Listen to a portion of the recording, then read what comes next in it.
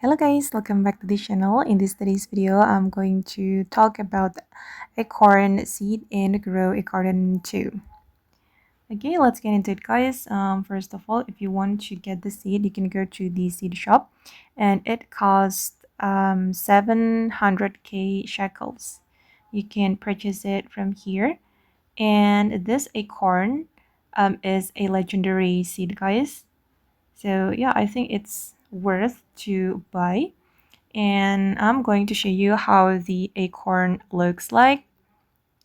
Okay, this is the acorn. It has big size.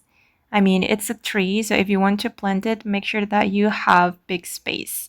And then I'm going to show you the basic value of this acorn. Let's see.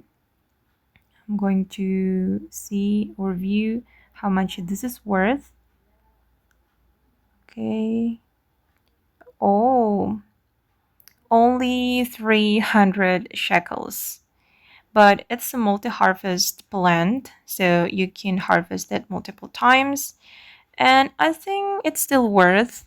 And if you want to sell it, I would like to recommend you to wait for mutation. You need to wait for weather event like Aurora or blood moon or the rainbow event.